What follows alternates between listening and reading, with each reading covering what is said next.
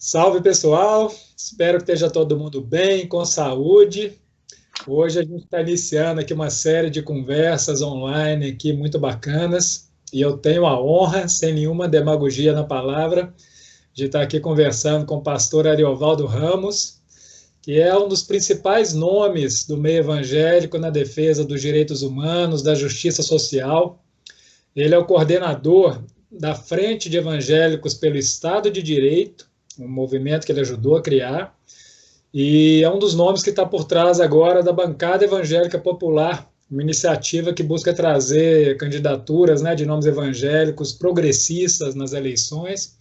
Bom, a gente vai falar disso tudo, um monte mais de coisa aqui durante a nossa conversa, então já vamos entrar com o pastor Ariovaldo. Pastor Ariovaldo, antes de tudo, muito obrigado mesmo de coração aqui por aceitar o meu convite para a gente estar nessa conversa. E eu gostaria de começar a conversa com o senhor, se eu já pudesse trazer um esclarecimento aqui que eu acho que é bacana para a gente, né, esclarecer esse termo quando a gente fala dos evangélicos, que eu acho que é importante a gente trazer essa clareza que não dá para a gente generalizar o mundo evangélico, o meio evangélico, né, porque normalmente o que tem acontecido, quando se fala dos evangélicos, as pessoas têm costumado associar com esse grupo que acaba tendo mais visibilidade, né, por termos de visibilidade na mídia ou de poder político, né? Se eu puder falar um pouquinho disso para a gente começar nosso papo. Bom, boa tarde, Lauro, um prazer enorme estar aqui com vocês, privilégio grande. De fato, essa é a pedra de toque dos tempos que estamos vivendo, que é quem são os evangélicos, porque nunca os evangélicos foram tão comentados e nunca tantos equívocos foram pensados em relação aos evangélicos. Então, a primeira coisa é, os evangélicos são um campo oriundo do protestantismo que é altamente fragmentado. Não tem um poder hegemônico central, é multifacético, e ele está sempre dividido em torno de várias questões, porque os evangélicos não têm um magistério da igreja. Então, não tem quem fale em nome dos evangélicos definitivamente. E esses evangélicos hoje estão divididos ideologicamente também. Eu entendo que cerca de 1/3 dos evangélicos são progressistas.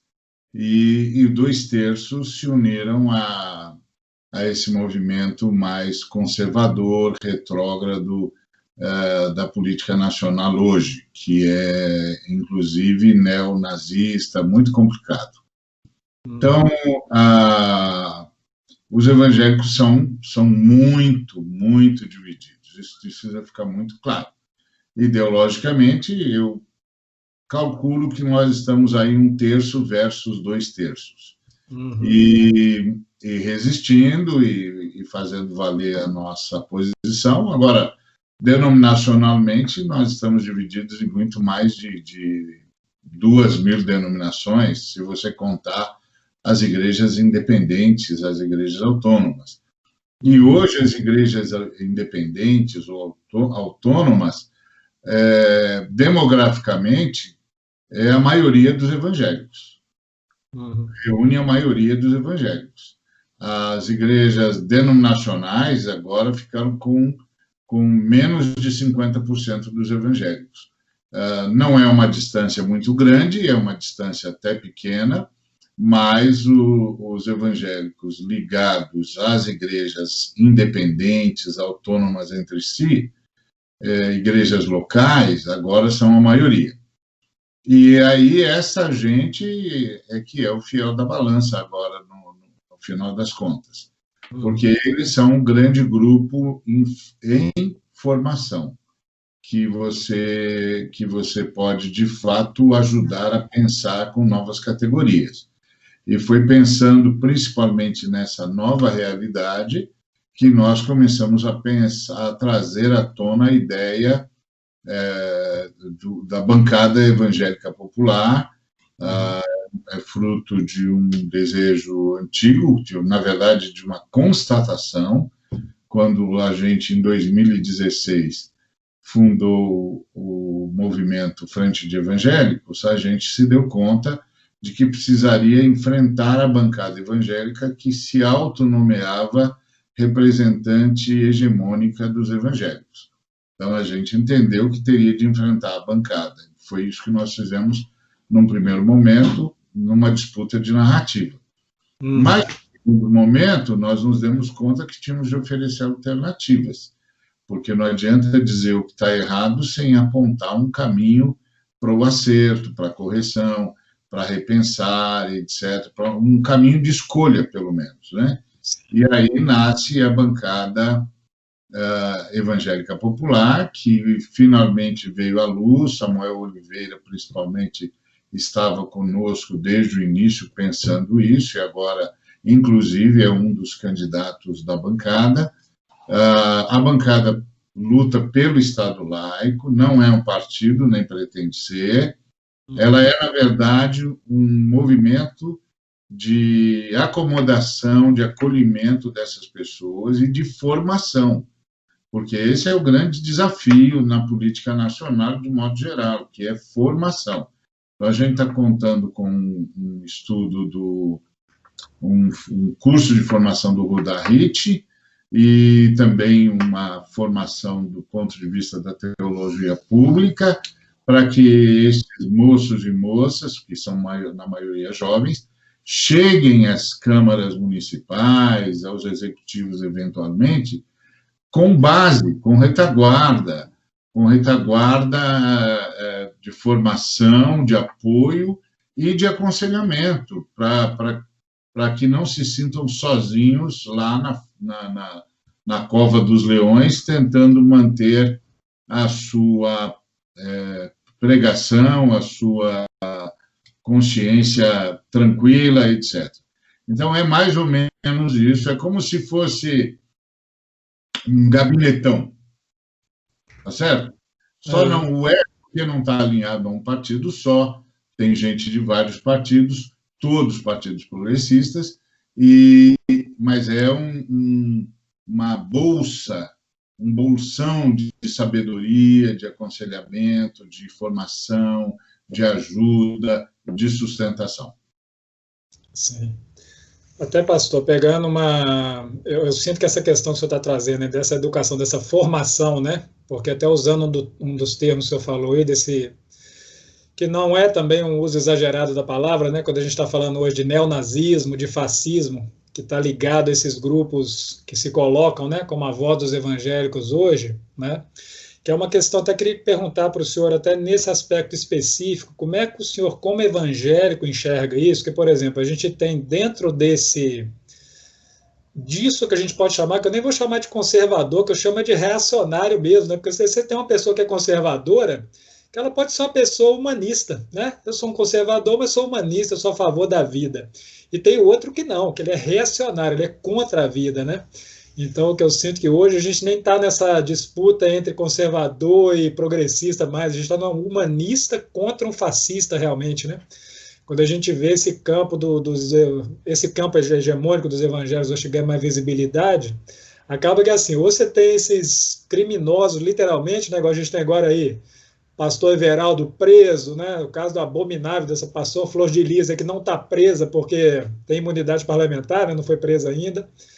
E quando não é esse caso dos criminosos mesmos, que a gente sabe que são criminosos, você vê uma parte de pessoas ditas religiosas que falam em nome de Deus, mas que estão apoiando, por exemplo, um governo que defende o uso de armas, que defende a devastação ambiental, que defende dizimar a população indígena, quilombolas, quer dizer, destruir a educação, né, até falando disso. Quer dizer, a lista, se a gente for falar aqui, a gente passa o dia falando das barbaridades, né? Eu queria ver a opinião do senhor, como é que o senhor enxerga isso, assim, como que o senhor vê o caso, até como evangélico, mas dessas pessoas que falam em nome de Deus, né, que até os evangélicos a gente vê que ganha mais visibilidade hoje em relação a isso, mas isso é algo que perpassa, acho que todos os credos hoje, espíritas, pessoal de Santo Daime, até budistas, todas as linhas, você vê pessoas apoiando esse governo, né, que é um discurso oposto ao que seria do espírito, né, do espiritual.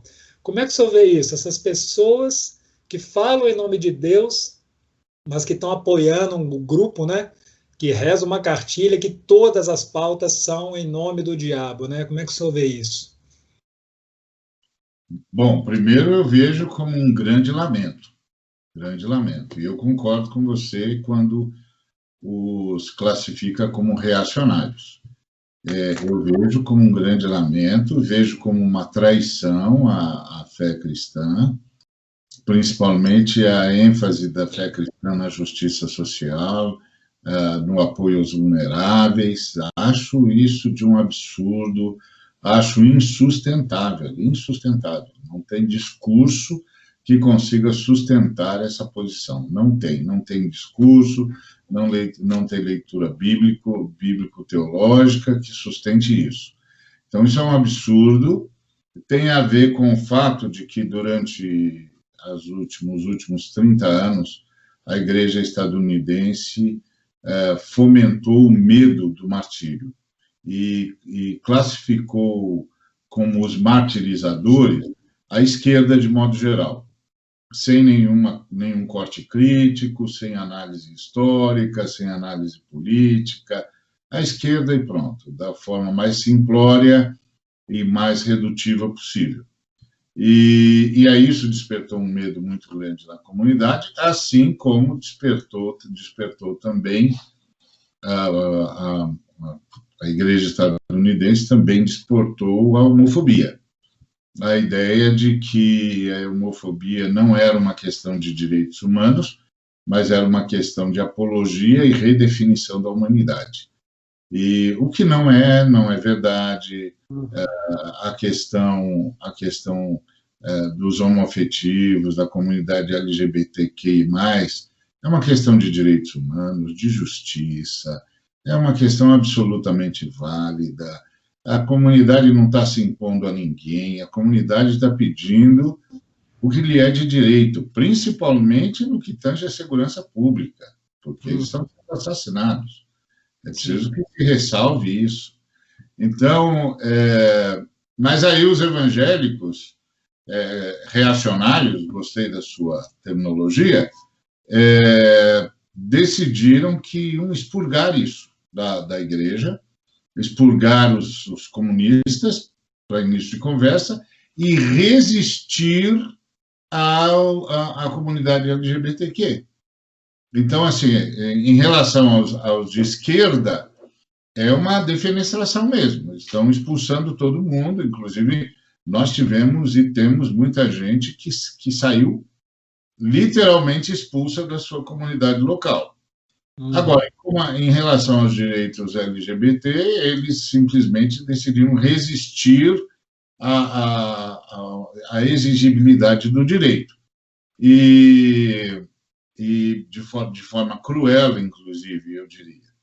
Então, isso tudo criou uma situação propícia para um discurso neonazista. Era o ovo da serpente, né? Como dizia o Bergman, é o ovo da serpente. E aí você tem um povo amedrontado, com uma espécie de pânico, medo de ser martirizado, de ter as suas igrejas fechadas, de ter os seus pastores presos, e com medo do que eles chamaram de erotização dos seus filhos, pela invasão da comunidade LGBT nos padrões escolares, nos currículos escolares, etc. E aí começou uma sucessão de fake news que foram muito bem recebidos, porque essa comunidade estava pronta para ouvir qualquer mentira que contaminasse a relação da esquerda, dos progressistas, com a realidade socioeconômico-política brasileira. Estavam dispostos a aceitar qualquer bobagem, não importa qual fosse. E independentemente de ter um mínimo de prova. Não tem prova. Se está falando deles, então é verdade. É a esquerda? A esquerda é verdade, é isso mesmo. Então, ficou uma coisa irracional, absolutamente emotiva, e aquém de qualquer possibilidade de diálogo. Não dava para dialogar, as pessoas se fecharam para o diálogo, toda a tentativa da gente de conversar parecia uma agressão, é como se a gente estivesse ameaçando a fé do sujeito, ficou um clima insustentável, insustentável. E isso levou essa comunidade a estar pronta para qualquer monstro que emergisse da lagoa. Qualquer monstro que emergisse da lagoa. E o presidente da República emergiu do Rio Jordão a partir do batismo feito pelo Everaldo. Então, aí ele emerge, o monstro que emerge do Rio Jordão e que se apresenta como aquele que vai defender os reacionários dos ataques que os reacionários imaginam que estejam sofrendo. Sim. Que não é verdade, nunca foi. Muito pelo contrário. A Igreja Evangélica foi uma das mais beneficiadas pelo governo popular, porque a Igreja Evangélica é majoritariamente composta de empobrecidos, de homens e mulheres pretos e pretas, e portanto, gente que estava marginalizada, gente da periferia. O governo popular fez um grande trabalho de inclusão, seja econômico, seja educacional e social. Então, quem mais se beneficiou? Os evangélicos. Os evangélicos são os que mais se beneficiaram, porque eles são a maioria dentro dessa camada populacional. Uhum. Então, assim, eles reagirem ao governo popular é quase impensável, porque as igrejas cresceram muito e se fortaleceram muito durante o governo popular. Mas aí é esse medo impregnado na comunidade pelo trabalho, pelo esforço da igreja estadunidense, e esse pavor impregnado também pelos equívocos na reflexão sobre o direito. Então, isso foi assustador. Quando houve o PL 122, a senadora Marta Suplicy cometeu o equívoco, a sua assessoria, não sei, imagino que assessoria, de resvalar na questão religiosa. Quando ela resvalou na questão religiosa, duas coisas aconteceram. Primeiro, o PL, que tinha no seu bojo uma questão eminentemente de direitos, era absolutamente correto, absolutamente pró-direitos humanos, estava tudo certinho, mas quando resvalou na questão religiosa, foi barrado pela CCJ. E isso do lado político. E do lado social, botou uma pulga atrás da orelha dos pastores e das pastoras. Aí fechou o tempo, aí não havia conversa que vingasse, não havia diálogo proposto que andasse. Olha, só vivendo aquele momento para saber do que eu estou falando.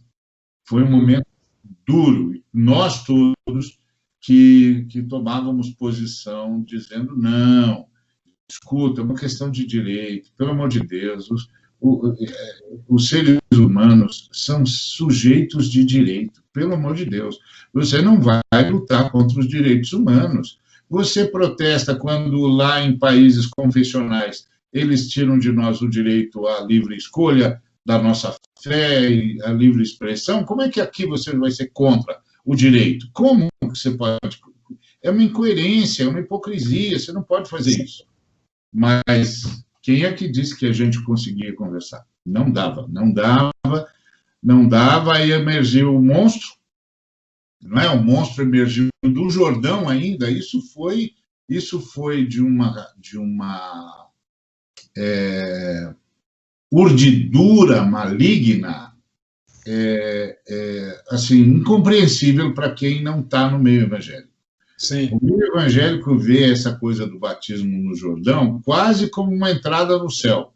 Sim. Você foi batizado no Jordão, no mesmo lugar onde Jesus foi batizado, então é quase uma entrada no céu. Graças a Deus, o lugar onde o presidente Bolsonaro foi batizado nem é o lugar onde Jesus foi batizado, porque Jesus foi batizado já dentro da Jordânia. Então, pelo menos isso. Mas fica parecendo que o camarada entrou no céu. Sim. E foi uma urdidura.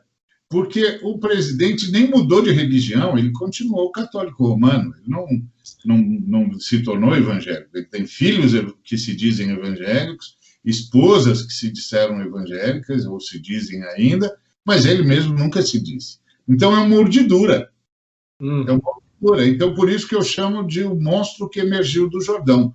Então, o monstro emergiu do Jordão, essa comunidade amedrontada, reacionária, com medo até da sombra, Sim. acabou elegendo como o salvador da pátria, literalmente. Mesmo sabendo que ele destruiria a economia dos evangélicos. Porque os evangélicos pertencem à classe trabalhadora mais empobrecida, mais vulnerabilizada, mais jogada na exclusão. E que desse governo foram para a miséria, né? Da pobreza para a miséria. Então, sacrificaram, inclusive, o seu bem-estar, o seu direito à dignidade, por causa do medo do martírio e do medo da erotização dos seus filhos, ou seja, por causa do medo de duas falácias, de duas mentiras descaradas e deslavadas. Só que, assim, você não consegue dialogar com o medo, né? Você não consegue dialogar com o medo. Você precisa de um mínimo de lucidez para haver diálogo. E o medo rouba toda a lucidez. Então, o que aconteceu? E está acontecendo ainda, né? Está acontecendo ainda, né?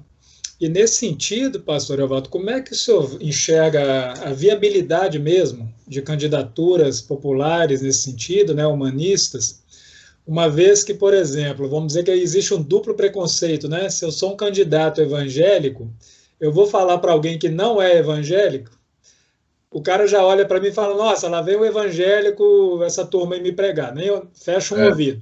Se eu vou falar para o outro que é evangélico, ele é evangélico, a mesma, né, denominação que eu sigo, a mesma crença, mas o fato de eu ser de esquerda ou humanista que for, o cara já tampa o ouvido também, né?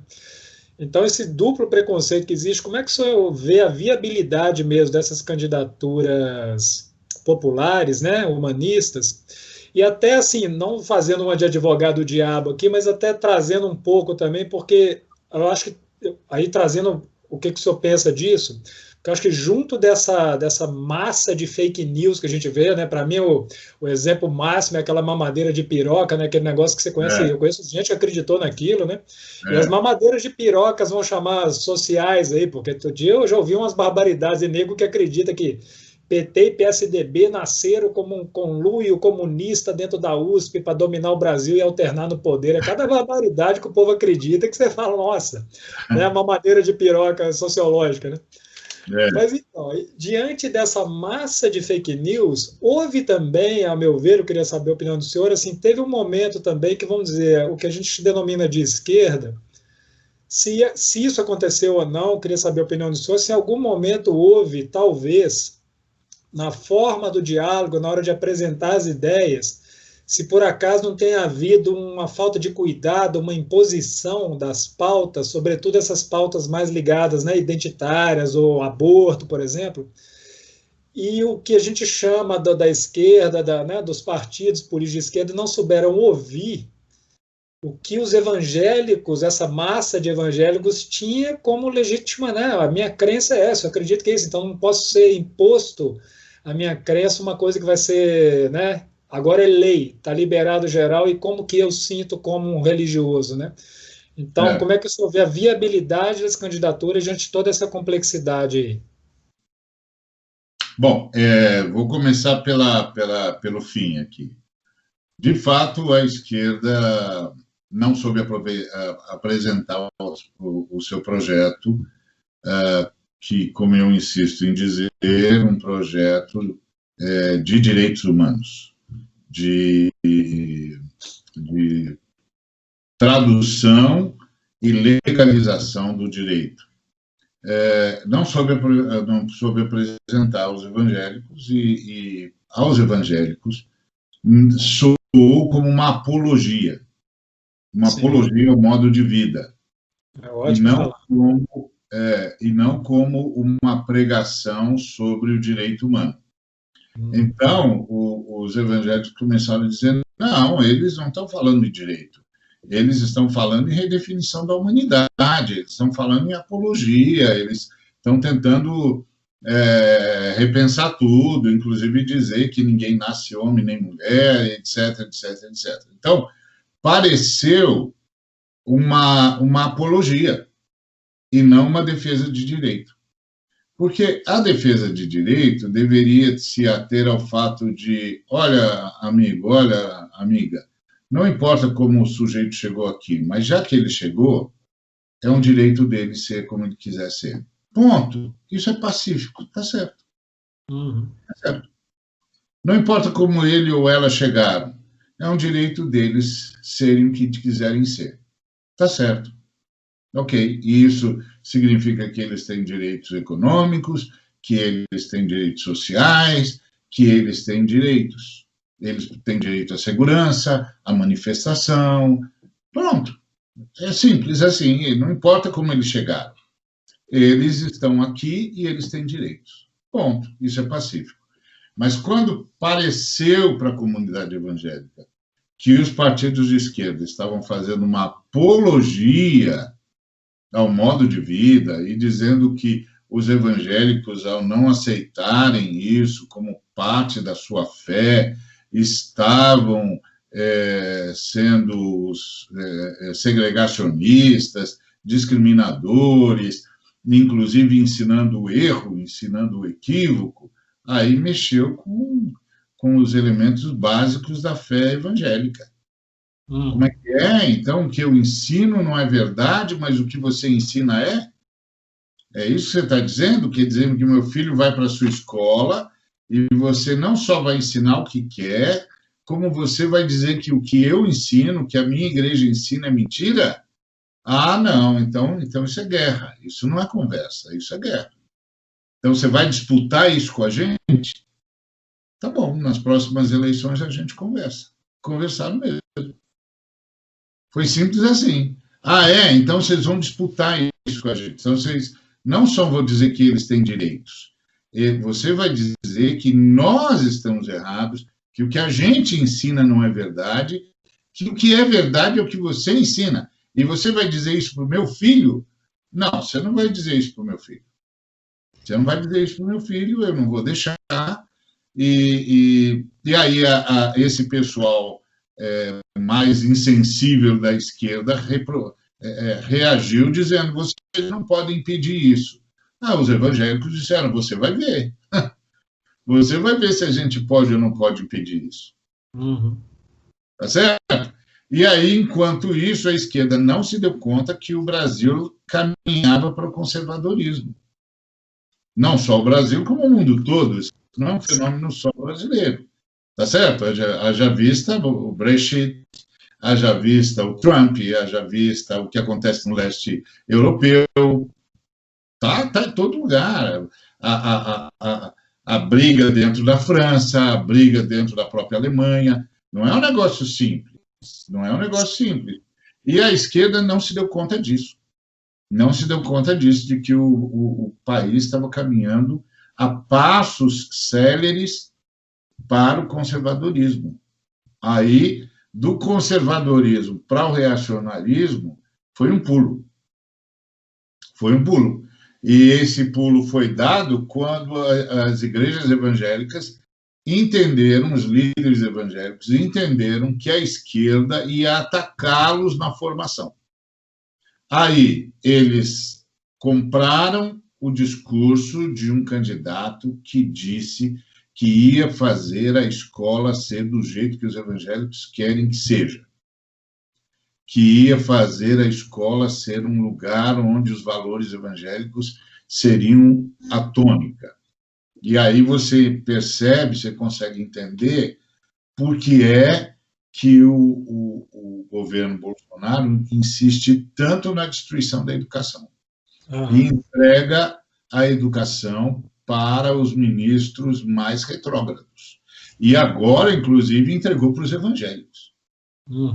Tá certo? Então, como o ministro evangélico da educação é mais discreto do que o outro, ele saiu do holofote da mídia. Ele saiu do holofote da mídia e isso significa que ele está trabalhando sem ser vigiado. Sim. Está trabalhando sem que o que ele está fazendo seja notificado. Mas engana-se quem pensa que ele tem outro projeto. Engana-se quem pensa que ele está com um projeto alternativo. Ele não está, porque a mudança da educação é uma resposta do Bolsonaro aos conservadores, sim, aos reacionários. E a esquerda pensa que é só um bando de ministros retrógrados, mal formados, etc., etc., e com toda a pecha aí de retrógrados e mal formados. Não é verdade, não é verdade. É um projeto, é o grande projeto do Bolsonaro para manter essa população reacionária que não quer os seus filhos recebendo a informação de que a fé cristã está errada. O que seria, inclusive, um equívoco da academia, porque a academia não pode fazer esse juízo, a academia tem de trazer as suas teses, etc., e deixar a fé dentro do lugar onde ela está, que é fórum particular, fórum pessoal, ponto, fica lá, fórum íntimo. Então, mas a comunidade ficou convencida. Você vê que o tempo todo que eles falam da educação, eles atacam a esquerda, eles dizem que os jovens estão lá curtindo drogas, que são um bando de vagabundos, etc., etc. Que é assim, pensa, a minha filha é economista, uma das minhas filhas é economista, outra das minhas filhas é enfermeira. Eu sei que elas não estavam lá curtindo drogas ou vagando ao léu. Quer dizer, ele está ofendendo os nossos filhos e a gente está apoiando. Sim. Então, às vezes eu tenho colegas que falam isso e eu digo, mas seu filho não está na universidade? Tá, e o seu filho é esse cara que o ministro descreveu aí? Não, não é. Então, por que o filho do outro é? Se o seu não é, por que os outros filhos são? Exatamente. Então, isso que você está aceitando que ele acuse o seu filho. Então, por aí vai. E então, esse monstro que emergiu do Jordão, do Rio Jordão, ele fez um acordo com a comunidade reacionária evangélica. Não só evangélica, católico-romana, espírita e tantos outros, como você já citou. Essa comunidade mais conservadora. Ele fez esse acordo. Nós vamos tirar da escola, da academia, seja no ensino básico, no ensino médio, no ensino universitário, nós vamos tirar tudo que fere vocês. E aí começa, inclusive, um caminho anticientífico, que é de um retrocesso absurdo, incompreensível, até porque a fé cristã colaborou com muitas mentes que trabalharam cientificamente e que fizeram a ciência avançar no mundo, além de ter formado e construído muitas universidades, entre elas algumas das mais renomadas. Quer dizer, não faz sentido, para a fé protestante, não faz nem sentido, mas passou, vingou por causa do medo. O medo é o fator preponderante aqui. Então, essa é a primeira coisa. Agora, tendo isso em vista, como a gente vai fazer com a questão das candidaturas? Primeiro, a gente tem uma população, a gente tem um povo. Esse 1/3 é um número considerável. Considerável de evangélicos, é muita gente. São milhões e milhões e milhões de pessoas que têm voto suficiente para eleger vereadores, para eleger prefeitos, etc. Então, ele já tem esse povo que vai privilegiá-los por causa da identificação. Segundo, nós temos um programa de formação na periferia. A gente tem, a Frente de Evangélicos, por exemplo, tem um programa chamado A Bíblia e os Direitos Humanos.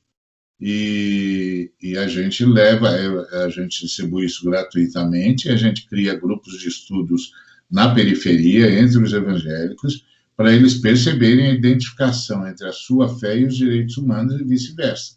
Então, a gente está fazendo esse trabalho de formação na base para que esses jovens candidatos encontrem ouvidos, pelo menos, abertos para ouvi-los. Talvez não convencidos, mas abertos para ouvi-los. Então, estamos fazendo esse trabalho. É um trabalho lento, é lógico, nós não estamos esperando um grande boom na nossa primeira eleição, de jeito nenhum, mas a gente começou o trabalho de formiguinha.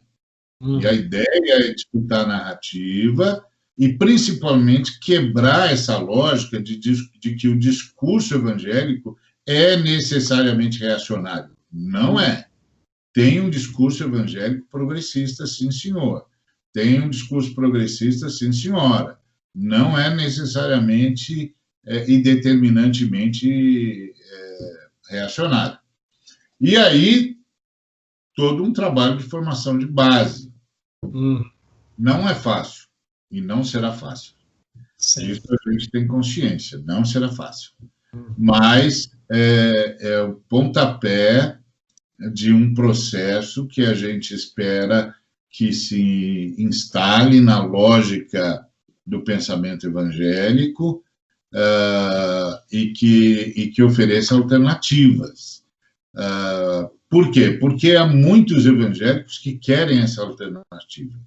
E muitos também de outras confissões religiosas que também estão enfrentando reacionários e que querem uma alternativa progressista. Agora, não será fácil, não será fácil. E essa coisa que você chamou de o advogado do diabo é sustentável mesmo. Inclusive, a gente já enfrenta esse preconceito em informação, né? Se é que existe isso, que é o pessoal que já começa a classificar você de o negativo, o dispensável, pelo simples fato de que você é evangélico, sem se dar conta de que esse é um espectro muito amplo. Sim. Muito amplo. E a gente até entende porque essa é uma nação que foi colonizada a partir da visão romana da fé, que é uma visão piramidal, centralizada, etc. A visão evangélica da fé não é piramidal, pelo contrário, ela tá distribuída, ela é horizontal, não é piramidal. E aí, até mudar esse paradigma, dá muito trabalho, mas a gente tem de começar em algum lugar, né? Os chineses dizem que uma caminhada de 1000 léguas começa com o primeiro passo, então você tem de começar em algum lugar. Exatamente, pastor, e quando você está falando aí da fé protestante, né, a gente pega o histórico da fé protestante, até um paradoxo que eu vejo hoje, você queria saber a opinião do senhor, porque hoje a gente está diante, eu nem vou dizer assim, é o Estado laico ou um Estado confessional, né, porque a gente está diante de um Estado laico versus um Estado fundamentalista, né, onde é um fundamentalismo religioso, nem é uma confessional. Você pega a igreja anglicana na Inglaterra, ela foi por séculos, né? Foi um estado confessional, mas que aceitava que não era anglicano, né? Aqui não, aqui é assim, você é um estado fundamentalista evangélico e se você por acaso acender vela para Iemanjá, meu chapa, tá perdido, né? A questão aqui é assim, é o meu de mais ninguém. É isso mesmo. Aí o paradoxo que eu vejo hoje tá precisando dos religiosos, os evangélicos ocuparem um lugar de participação na instituição do Estado, para defender o Estado laico, né? É um Não é paradoxo. impressionante isso? É E aí, quando a gente impressionante. fala dos protestantes, então, porque quando você volta lá na Reforma, século XVI, Lutero, Calvino, a Reforma protestante é um dos principais elementos na constituição do Estado laico ao longo da história, né? Quando Lutero Exatamente. fala assim, olha, acabou essa história, a igreja, como assim? A igreja está, né, misturada, como era antigamente, né? Nós estamos É, falando do século XVI, né? Quando veio a Reforma Protestante, uma das coisas principais foi separa, né? A famosa, né? A César o que é de César, a Deus o que é de Deus, né? Nas isso. palavras de Jesus. Como então que esse paradoxo hoje, o evangélico precisa, ou qualquer religioso precisa tomar parte no Estado para a manutenção do Estado laico, né? Como é que você vê isso? É isso mesmo. Lamentavelmente, é isso. Por quê? Porque os fundamentalistas cresceram muito. Primeiro, a religiosidade no Brasil se plastificou. O brasileiro sempre foi religioso, sempre. Mas essa religião não estava plastificada. O que eu chamo de plastificada? É que, assim, não tinha nenhum problema para o camarada dizer que era católico romano, mas está em outras confissões religiosas sem maior dificuldade. Então, assim, ele até tinha carteirinha de romano, mas não plastificava. Hoje eu sou romano, amanhã eu sou isso, depois de amanhã eu vou em tal lugar, depois eu vou ali e tal. Então, o trânsito religioso no Brasil era muito eclético, muito tranquilo, muito leve. E aqui e ali você tinha um ou outro probleminha, mas era tudo era razoavelmente leve. Com a disputa religiosa dentro do Brasil, e essa disputa é quem vai ter mais gente, e com o crescimento ostensivo dos evangélicos, os evangélicos começam a crescer ostensivamente e chegam na base da pirâmide. Quando os evangélicos chegam na base da pirâmide, os evangélicos começam a disputar a cultura, porque a cultura é sustentada na base da pirâmide. O cara no topo da pirâmide quer ser europeu, quer ser estadunidense, já nem fala mais português direito, não ouve a nossa música, e quando ouve é porque é muito intelectual, é descolado e tal, então ele curte lá o samba, a bossa nova, e o baião e as músicas regionais, mas é porque ele é descolado e tal. Ele está no topo da pirâmide, mas ele é descolado, é do povo, aquela conversa da direita chique. Às vezes ele é de esquerda também, às vezes ele é orgânico, como diria o Gramsci. Então, mas é uma minoria. A maioria está querendo comprar em Miami, desfila os seus passaportes, os carimbos das nações que vai visitar. Ele quer esquecer que é brasileiro. Aliás, é por isso que a elite faz o que faz no Brasil. A elite quer esquecer que está no Brasil e lamenta não poder ter a distância que a Venezuela tem de Miami. Então, é uma coisa assim, é esdrúxulo, né? É esdrúxulo. Então, essa realidade de ter chego à base da pirâmide começou a ameaçar essa convivência religiosa. Porque quando a fé evangélica chega na base da pirâmide, a fé que chega é pentecostal, que é a mais aguerrida, que é mais conservadora, que é aquela que vem para tomar o espaço. Vem para disputar palmo a palmo a base da pirâmide. E começa a ganhar. E começa a ganhar, e começa a ganhar, e começa a ganhar, e começa a ganhar porque é um lugar comunitário, que é o que as outras religiões não conseguem oferecer. E o Estado não está presente. Então, é um lugar comunitário. E é um lugar comunitário e um lugar de empoderamento da pessoa. E isso vence, inclusive, o servilismo atávico que vem de 4 séculos de escravização. Sim. Então, o ganho é enorme, é patente.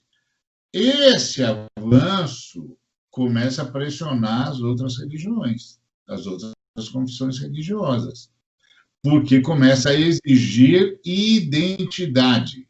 Então, você é o quê? Até então, você é o quê? Nem era uma pergunta natural entre os brasileiros. De que religião que você é? Nem era uma pergunta natural, mas agora é, porque tem uma disputa na base da pirâmide. E essa disputa na base da pirâmide vai fazer... Desculpa. Vai fazer uma pressão religiosa. Aí, quando faz essa pressão religiosa, começa a plastificar a carteirinha. Então, você é o quê, afinal de contas? Essa era uma pergunta que ninguém fazia. Você é o quê, afinal de contas? Você é romano? Você é evangélico? Você é de matriz africana? Você é o quê? O que você é? Então, essa pressão na base começa a plastificar a carteirinha. E aí você tem esse momento agora em que, nessa disputa, começa também uma disputa pelo poder.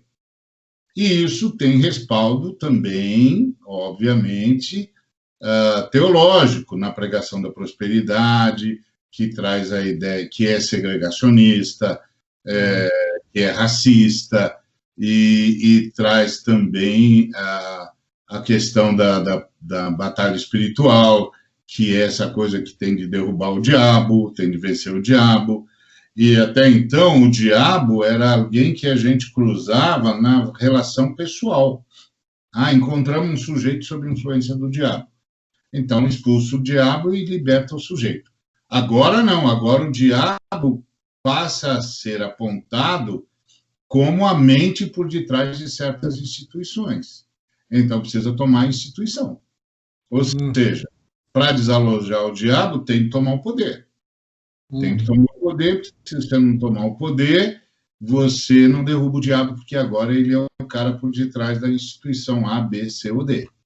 Isso tudo significa precisamos governar. Ponto. Precisamos governar. E aí começa aquela conversa de, não, esse aqui é um Estado cristão. Não, esse é um Estado laico. Não, laico não, a gente é cristão, isso aqui é um Estado cristão, a gente só não quer o Estado se metendo na religião, mas esse é um Estado cristão. Então, assim, como é que é isso? Esse aqui é um Estado cristão, a gente é a maioria, a gente está em todos os lugares. E por que o Estado não está fazendo o que a gente quer? Não, porque não é assim. O Estado é laico, ele tem de se submeter, ele tem de garantir a executabilidade da Constituição. Tem uma Constituição aqui. Sim. Isso aqui é que estabelece o Estado. O Estado é a Constituição é que rege o movimento do governo, que é quem administra o Estado. O governo não pode administrar a partir de nenhuma outra fonte que não seja a Constituição. Como é que vai administrar a partir dos evangélicos? Não existe. Isso não pode. Depois você tem de pensar o seguinte, os evangélicos são a maioria, estão caminhando para a maioria hoje, mas amanhã pode vir o Islã, pode vir o Espiritismo, pode vir a matriz africana, pode vir os budistas. O que a gente vai fazer? Toda vez que uma religião caminha para a hegemonia, o Estado muda, a Constituição muda, o governo muda, isso não é possível. E o Estado laico é um ganho civilizatório, diga-se de passagem. Mas aí essa vontade de tirar o diabo das instituições, essa teologia equivocada, ela cria a desculpa absoluta para o intento ao poder. Não bastasse isso, você tem a chegada da pregação da prosperidade, que é uma pregação eminentemente capitalista. Sim. E que elege o capitalismo, inclusive, como dogma, como confissão de fé. Sim. Não, isso que o senhor está falando, inclusive, porque, no meu entender, nessa coisa que é um universo que é tão complexo, ao mesmo tempo, assim, usar a palavra interessante, mas é porque né, são paradoxos em cima de paradoxos que a gente fala, gente, o que está acontecendo, né? Fico perplexo, porque essa questão da prosperidade, né? Então, eu sinto que dois elementos principais, assim, norteadores da reforma protestante. Então, separação igreja e Estado ali, né? Deixa eu cuidar das coisas de Deus. Hoje a gente vê o universo evangélico fazendo o oposto. E a outra coisa, aí ponto central, Lutero vem e fala, esse negócio de venda de indulgências que a Igreja Católica fazia, né? Você vender a salvação para o cara ter um lugar no céu aqui na terra, quer dizer, isso está no centro da reforma protestante.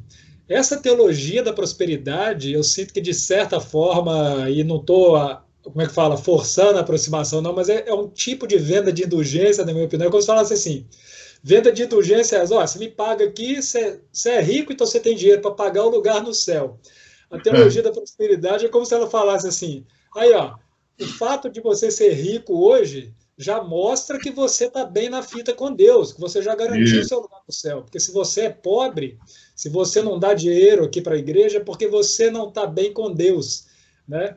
Então, eu queria que o senhor pudesse desenvolver um pouquinho mais, até como é que o senhor vê assim, esse tipo de coisa, essa associação do dinheiro, da riqueza material, né, com a palavra prosperidade, né? Quando a gente imagina que a riqueza, a prosperidade, ela não está, sobretudo quando a gente fala do espírito, ela não está ligada, a riqueza não é simplesmente a riqueza material, né? Exato. Que tipo de valores do espírito, a riqueza espiritual que estão sendo deixadas de lado em nome dessa prosperidade material, né? É verdade. É isso mesmo. A pregação da prosperidade mudou a ênfase teológica da Reforma Protestante. A ênfase teológica da Reforma Protestante é que a salvação é pela graça, é um presente de Deus, e que esse presente é recebido pelas mãos da fé, que é também um presente de Deus. Então, Deus presenteia você com a ferramenta que recolhe a salvação, e presenteia você com a salvação, e tudo isso porque ele é gracioso. Ponto. É um favor que você não merece, mas recebe, tem a ver com o caráter de Deus. Ponto. Isso era, em rápidas palavras, a fé protestante. A teologia da prosperidade muda isso. Ela leva a fé protestante para a relação de créditos e débitos. Você não é bem assim, não é bem assim. Você entrega a vida para Jesus, ok, mas tem uma relação de créditos e débitos. Então, assim, se você tiver muitos débitos, você perde as bênçãos. Você perde as bênçãos e, assim, perdendo as bênçãos assim uma atrás da outra, você não tem nem muita garantia de que você é salvo, não. Você não tem garantia de que você está indo para junto de Deus, não. Então, você precisa demonstrar que você é salvo. E para você demonstrar, você tem de investir no reino, investir na casa de Deus, e a casa de Deus é aqui. Ponto. E se você não investir na casa de Deus, primeiro, o diabo, o devorador, vai roubar tudo que você tem. Ele não vai roubar só dinheiro, não, ele vai roubar saúde, ele vai roubar comida, ele vai roubar lugar para você morar, entendeu? Vai roubar oportunidades. Você não vai ter mais as oportunidades que tinha, porque você não investe, então você está com muito débito. E aí você está com débito, você deu legalidade para o diabo vir e acabar com você. É terra arrasada, hein? Ele vem e ele vai fazer um estrago aqui que você não vai aguentar. Então é melhor você buscar créditos. E como é que você busca créditos? Ué, você compra aqui o nosso martelinho, compra aqui o nosso negocinho tipo mezuzá para você botar atrás da porta, compra aqui a rosa ungida, Você vem aqui, a gente tem os instrumentos de fé, os amuletos de fé. Tem os amuletos de fé para você. Então, você compra os amuletos e aí você tem créditos. Você tem créditos. E aí, com os créditos, você tira a legalidade de Satanás mexer com você. Então, pensa bem, em custo e benefício, veja lá. Então, é isso aí mesmo, é indulgência, é a mesma coisa. A diferença é que na Igreja de Roma, a Igreja é a senhora da salvação do indivíduo. Então, mas na Igreja, na fé protestante, a salvação do indivíduo é dele, é uma relação entre ele e a Trindade, não é entre ele e mais ninguém. Por meio do Cristo, que é uma das pessoas da Trindade. Agora, o ponto básico é que quando você muda isso do favor de Deus para débitos e créditos, aí você tem de começar a correr atrás, né? Aí você tem de começar a correr atrás. E esse equívoco começa já antes do débito e crédito propriamente dito, quando os evangélicos começam a dizer que os mais esforçados são mais abençoados, os que oram mais, os que vão mais ao monte, os que vão mais à reunião da igreja, são mais abençoados. Daí, de pular disso daí para as indulgências, foi um pulo. Faltava só um toque na pregação. E quem trouxe esse toque na pregação foi a prosperidade, a pregação da prosperidade, que mudou o conceito de fé. Então, antes, fé era uma convicção que você recebeu de Deus, que a morte e a ressurreição do Cristo são suficientes para Deus declarar você justo. Você acredita em Jesus? Você acredita que ele morreu e ressuscitou em nome da humanidade? Acredito. Então você está salvo. Pronto, o Espírito Santo vai vir morar em você e descansa, o Espírito Santo vai fazer em você o que precisar ser feito. Você está em casa, você está bem. Agora, aí o camarada da prosperidade diz, não, precisa de mais coisa aqui, precisa de mais esforço. Então, o que antes era fruto, agora é obra. Antes você fazia por fruto. Por que você está lendo a Bíblia? Eu estou apaixonado pela Bíblia. Por que você ora? Eu estou apaixonado por oração. Por que você visita? Eu amo demais esse povo. Aí eu gosto de estar com todo mundo e tal. Então é fruto. É natural. Fazer o bem pelo bem, né?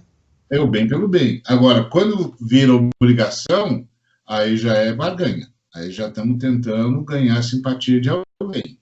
Já estamos pensando no que a gente vai ganhar de volta. E daí, vou facilitar a sua vida, você troca tudo isso por dinheiro, você paga e está tudo bem, pronto, é um pulo. É um pulo. E aí tudo vai depender da sua fé. E a fé deixa de ser convicção para ser uma varinha de condão que você recebeu. Então, se você não receber, é porque você não sabe usar bem esse instrumento que está na sua mão. Você não sabe usar bem esse instrumento mágico aí. Então, o problema é seu. É o melhor dos mundos, porque eu chego para você, digo o que eu quiser dizer, você paga para ouvir o que eu quero dizer para você, e que é também o que você quer ouvir. Se der certo, eu sou o máximo. Se não der certo, é você que não tem fé. Então, esse é o melhor dos mundos. Esse é o melhor dos mundos, porque eu gasto e você paga. Você quer um negócio melhor do que esse? Entendeu? Eu compro tudo que eu quiser e mando todas as contas para a sua casa. Esse é o melhor negócio do mundo. Então, isso chama-se estelionato. Sim. Isso chama-se roubo. Chama-se exploração. Sim. Opressão. Então, é uma vergonha. É uma vergonha para quem vem da reforma protestante, que é extremamente libertária. Extremamente libertária. É tão libertária que tirou o poder da própria sé sobre o fiel. Agora o fiel não deve mais nada a ninguém. Agora é entre você e o Deus eterno por meio do Cristo, que é parte do Deus eterno. Pronto. Pronto, você não deve nada para ninguém. Você está livre. Está livre. Ninguém pode se impor a você e o Espírito Santo vai levar você cada vez mais perto de Deus e cada vez mais perto dos irmãos e cada vez mais perto da humanidade. Ponto. Tudo agora é fruto. Agora isso é uma semente que vai desenvolver. Aí muda isso e você volta para a escravização. Agora tem um cara que diz para você que você precisa ouvir e que diz para você se você está bem ou se você está mal. Sim. Aí é um absurdo. É absurdo. Você voltou para a escravização. Exatamente. Aí, esse cara pode vender você para políticos,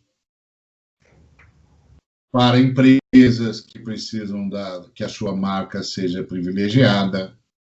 Esse cara pode vender você. Isso que aconteceu com a prosperidade, e aí começa a vender aos políticos.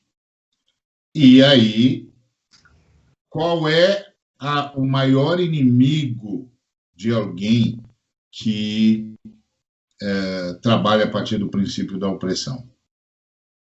É a luta pelos direitos humanos. Porque a luta pelos direitos humanos começa declarando que todo ser humano é um sujeito de direitos.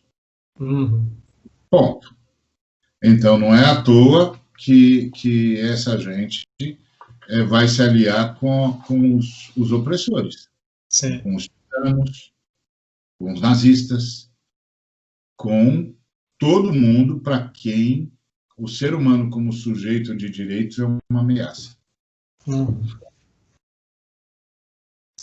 Pastor Evaldo, o senhor já mencionou que é um trabalho de formiguinha mesmo, a gente vê a complexidade diante da qual a gente está, né, nesse universo, mas como que o senhor vê o cenário trazendo para hoje, aqui no meio dessa pandemia e tudo, como é que você vê o cenário atual e futuro, até pegando mais o universo evangélico, como é que o senhor sente assim, a negligência do Bolsonaro, assim, desse monstro do Rio Jordão aí, diante da pandemia, né?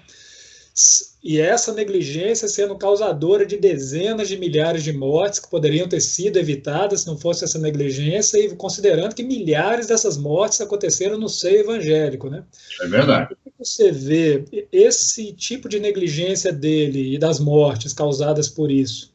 Isso vai custar parte de um apoio que ele tinha no meio evangélico? Isso não vai alterar nada pela doutrinação, as fake news que estão acontecendo ao mesmo tempo? Como é que o senhor sente isso? Como é que o senhor vê esse momento? Já está acontecendo. Ele já está perdendo apoio. Não está perdendo na proporção que eu gostaria, é óbvio, mas está perdendo. E está perdendo porque a dor da morte é indisfarçável. Indisfarçável. Quando a morte começa a chegar e os seus entes queridos começam a desaparecer, isso é indisfarçável. E aí o pastor local vai entrando em parafuso, porque ele disse que as pessoas não seriam tocadas por essa praga, porque elas têm fé, que o Bolsonaro estava certo, que eles estavam entre aqueles que estavam blindados por Deus, e aí ele começa a ter de fazer culto fúnebre. E aí ele tem de consolar a família da pessoa que só morreu porque obedeceu o pastor. Sim. Então, isso foi o próprio pastor que morreu, né? E muitos pastores morreram, hein? Muitos. Eu entendo o seguinte, que você tem os indígenas que morrem numa profusão muito grande, graças a fruto desse desgoverno e dessa desconsideração que acaba se tornando uma política genocida. Então, os indígenas, depois os evangélicos, que também estão numa média acima da média dos demais brasileiros. Então, primeiro os indígenas, que têm o dobro, depois os evangélicos, porque não acataram mesmo as orientações das autoridades sanitárias, e depois os demais brasileiros. Ah, Então, é assustador. Nós perdemos muitos pastores, nós perdemos famílias inteiras. Denominações perderam todos os seus líderes no Estado. Então, é assim, é assustador. Então, isso vai mexendo com a igreja evangélica, vai mexendo com as pessoas, e as pessoas vão dizendo, não, esse negócio não era uma gripezinha, não. ah, Não era um resfriadinho, não era uma gripezinha, a gente tinha de ter ficado isolado, e aí aquela coisa da fé, mas assim, isso aqui Deus falhou com a gente, entendeu? Aí a gente chega lá e diz, não, meu amigo, Deus não falhou com você. Deus não falhou com você. Pelo contrário, Deus mandou avisar você. É igual a história do sujeito que disse para Deus, me salva aqui dessa enchente, e passou o bombeiro e ele não foi, porque Deus vai me salvar, veio o helicóptero, ele não foi, porque Deus vai me salvar, e ele morreu. Aí chega para Deus e diz, você não me salvou, Deus. Ele falou, como não? Mandei os bombeiros com a barca, você não quis entrar. Mandei o cara com o helicóptero, você não quis entrar. Você não quis ser salvo, amigo, eu mandei todo mundo buscar você. sim. Então, aí você diz, não, peraí, irmão, as orientações vieram a tempo. As orientações vieram a tempo. Lembra que esse negócio começou lá no Oriente? E quando começou lá, a gente já sabia. Isso é uma semana para esse negócio começar a visitar o mundo todo. Sim. Uma semana esse vírus vai estar voando por aí. E literalmente voando, porque é a classe média e média alta que trouxe o vírus para o mundo todo. Tá certo? O pessoal que viaja que fez isso. Então, a gente já sabia. Então, quando a gente sabia, o que o governo tinha de fazer? Vigia as fronteiras. Vigia as fronteiras. Os camaradas desceu, passa por uma inspeção médica, uma inspeção sanitária. O que ele fez? Nada. Não fez nada, não impediu, não diminuiu a incidência do vírus no país, e por aí vai. Então, aí, aos poucos, a gente vai dizendo. Agora, o Bolsonaro, ele tem uma expertise, que ele é pródigo em mentira. Sim. E o autor do texto infanto-juvenil, Pinóquio, Aventuras de Pinóquio, tivesse conhecido Bolsonaro, ele chamaria de Aventuras de Bolsonaro, porque o Pinóquio não chega perto, não dá para competir. Uhum. Ele mente o tempo todo, então ele é um mestre da mentira. Uhum. Ele mente o tempo todo. E ele mente de várias maneiras. Primeiro, ele semeia falsas informações, e depois ele pega o que é bom, que não veio dele, coisas contra o qual ele se insurgiu, como, por exemplo, R$600 de ajuda ou Fundeb, e ele diz que é dele.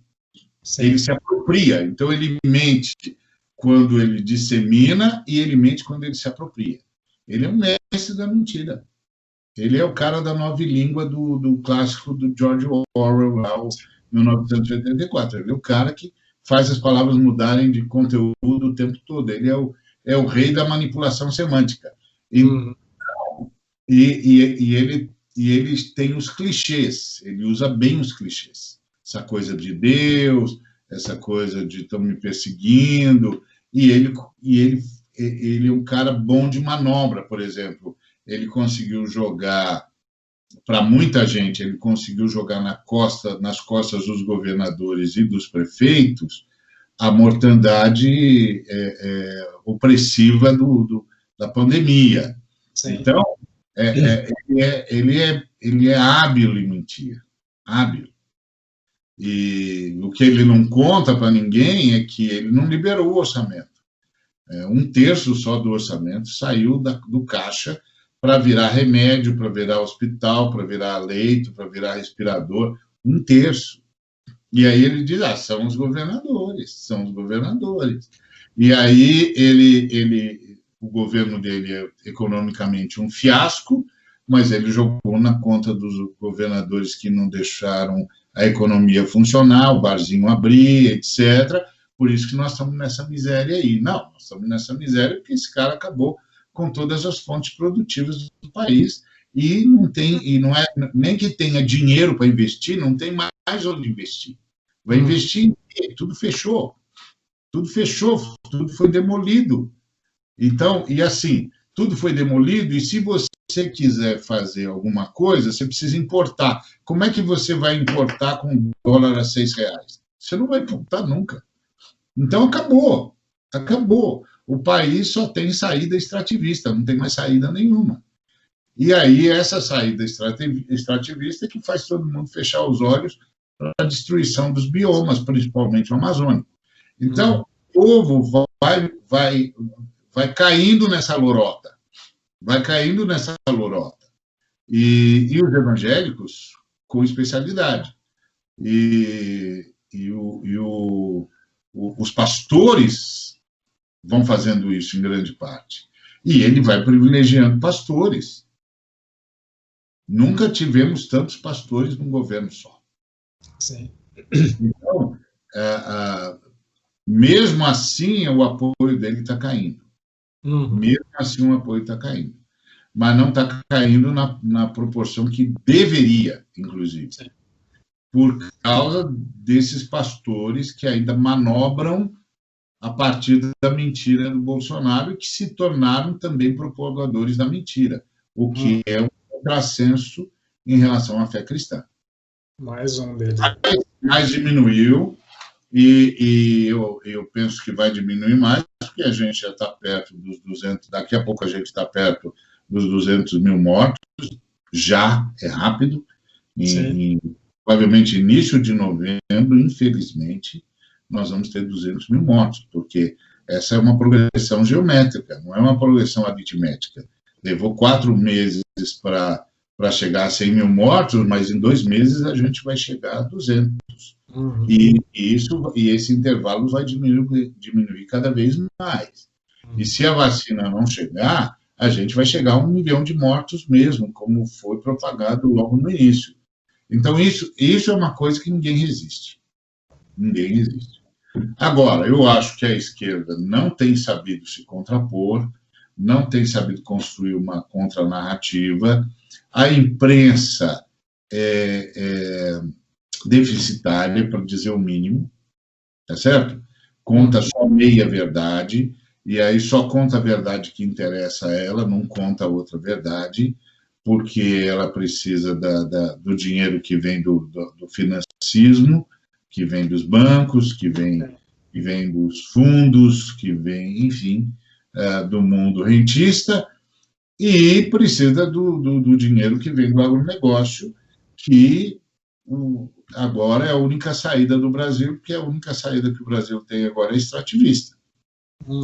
E com a agravante de que o extrativismo mais rentável, que seria o pré-sal, o governo Bolsonaro entregou para os estrangeiros. Então, é só extrativista agropecuário mesmo. Então, em nome do Brasil ter agora só uma saída extrativista, destrói todos os biomas, porque a gente precisa sobreviver e a gente só tem como sobreviver como extrativistas. Assim, é uma urdidura maligna, diabólica. E tudo isso contaminado por essa ênfase moralista dos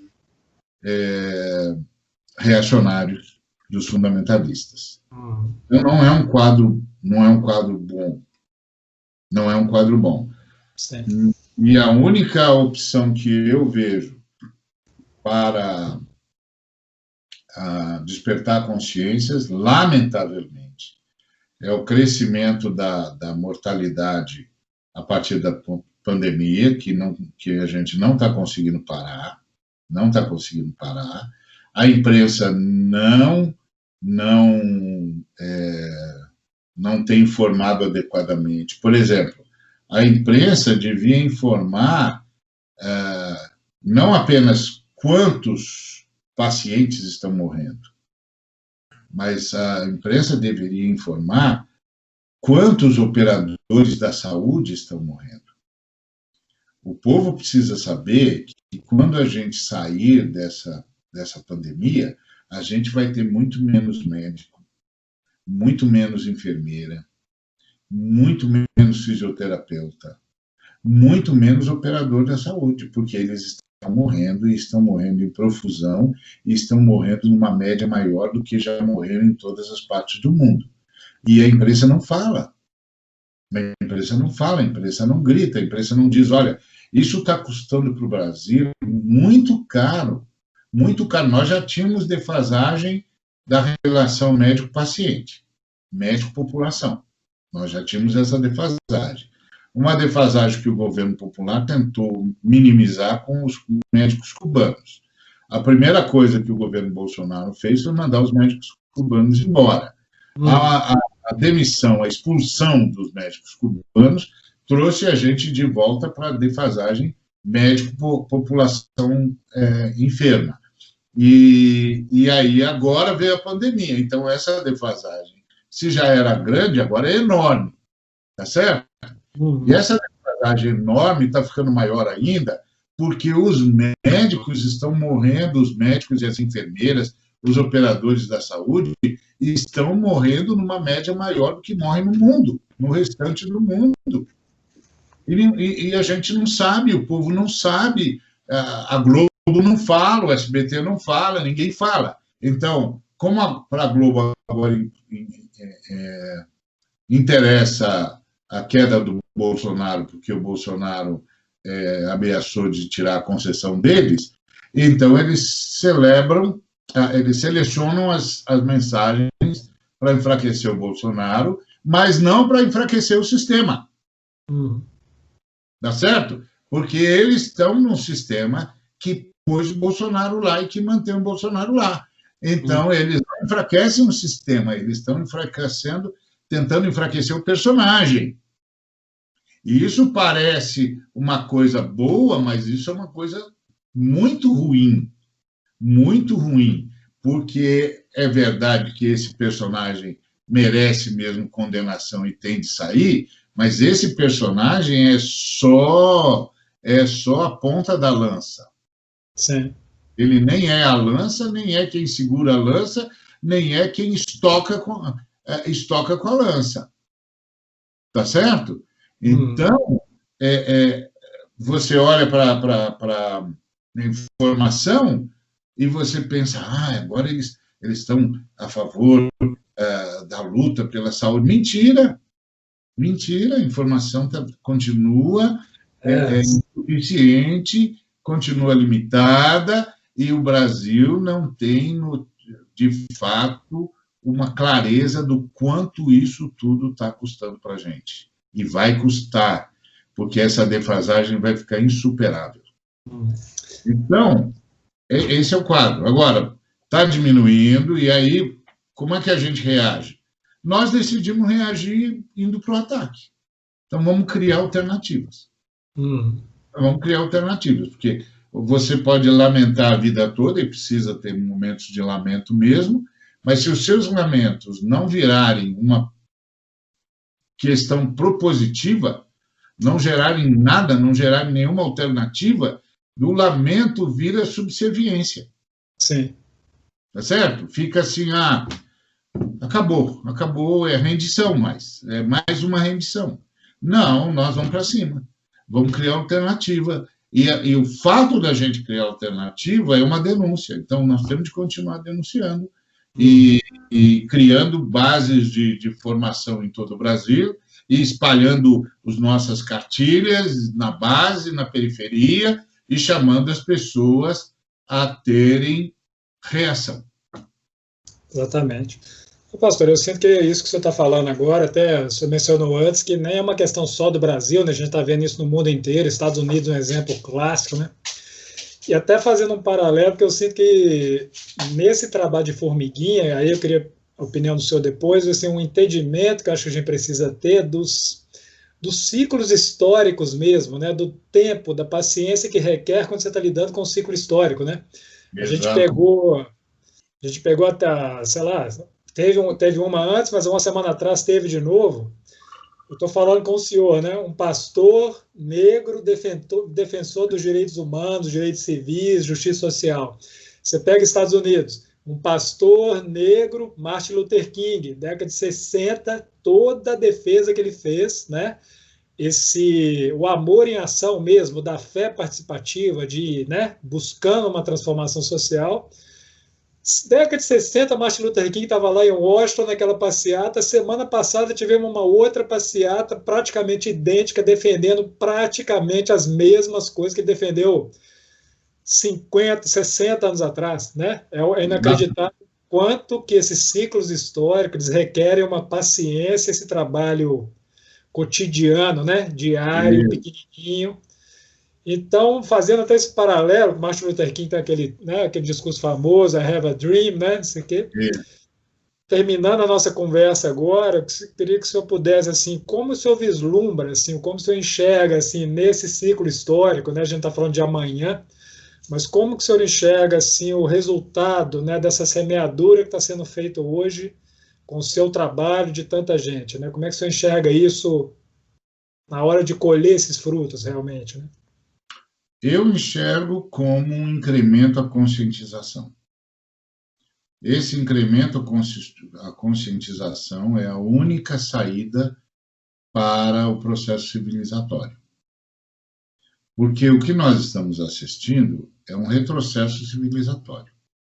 Essas propostas que tem no discurso do Trump ou do Bolsonaro ou de outros elementos espalhados pelo mundo político internacional, são tentativas de frear o processo civilizatório, ou de pôr freio no processo civilizatório. Eu entendo que essas tentativas de frear o processo civilizatório são, na verdade, o estertor de uma era que se recusa a ceder o seu lugar, uma vez que já esgotou todas as suas potencialidades, que era a era da tirania, a era dos governos autoritários, a era dos governos hegemônicos, das oligarquias. Essa era insiste em não baixar as armas, insiste em não entregar os pontos, insiste em não reconhecer que perdeu na história, perdeu. Nós avançamos, o processo civilizatório caminhou, graças a Deus, e eu entendo, inclusive, que a mensagem de Jesus ajudou muito nisso. E então essa era não se assume como a era que passou. E então o que nós estamos assistindo é o estertor dessa era, a tentativa de achar espaço. Mas eu creio que o trabalho nosso, como o do Luther King e de tantos outros, vai incrementar a conscientização. Primeiro, a conscientização de que a era das trevas passou. Agora nós estamos numa nova era, fruto do avanço do processo civilizatório. E então eu sonho com uma gama muito maior de seres humanos conscientes disso, e quanto mais seres humanos estiverem conscientes disso, independente da sua bandeira ou da sua confissão pessoal, quanto mais seres humanos estiverem conscientes disso, menos chance as trevas terão. Porque a luz é que faz as trevas retrocederem. Então, o meu grande sonho é que a luz avance, que a luz, agora parece que a luz deu uma recuada, porque as trevas não avançam, é a luz que recua. Então, a minha esperança é que a gente reacenda a luz, como diz as Escrituras, que a gente reacenda o pavio que estava apagando. E à medida que a gente reacende o pavio que estava apagando, a luz afugenta as trevas. Então, essa é a minha esperança, de que a luz vai resistir, vai retomar a sua força, a sua pujança e vai finalmente vencer as trevas. Eu sei que essa luta contra as trevas é constante, tá certo? Sempre haverá um ou outro agente das trevas tentando achar espaço, tentando apagar a luz, mas quanto maior for a conscientização, maior será o avanço da luz sobre as trevas e maior será a resistência de qualquer tentativa das trevas de retornar à história. Amém. Assim seja. Assim seja. Pastor Evaldo, queria te agradecer sinceramente, muito obrigado mesmo, viu, pela essa conversa, essa aula, e um prazer mesmo estar falando com o senhor. Se eu quiser deixar uma palavrinha no final aí também, muito obrigado mesmo. Eu é que agradeço, um abraço a todas e todos que certamente nos ouviram ou nos ouvirão. Fiquem firmes, não percam a esperança. Façam o bem. Não se cansem de fazer o bem. E não se cansem de semear esperança e de semear fé. Engajem-se, lutem, protestem, reajam. Não aceitem a loucura, não aceitem a devastação, não aceitem essa política de terra arrasada. Reajam, vamos reagir. O nosso povo é que tem de ser o senhor do Estado, e não um determinado grupo marcado pelo retrocesso e pelo reacionarismo. Eles não são a maioria. Eles parecem, mas eles não são. Eles apareceram num momento da história, numa contingência, mas eles não são a maioria. Creia nisso. É isso aí, pastor. Muito obrigado, então. Fica com Deus. Um grande abraço, então, pastor. Obrigado. Fica com Deus. Um grande abraço. Tchau, tchau. Tchau.